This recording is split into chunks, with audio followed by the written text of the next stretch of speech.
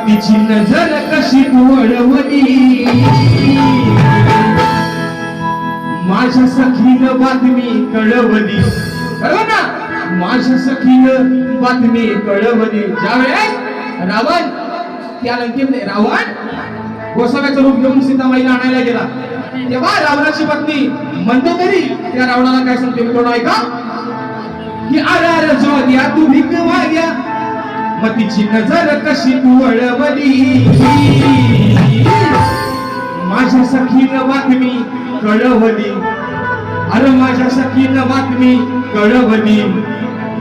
मग सांग तुला कुणाची पळवली माझ्या सखीनं बातमी कळवली सांग तुला कुणाची पळवली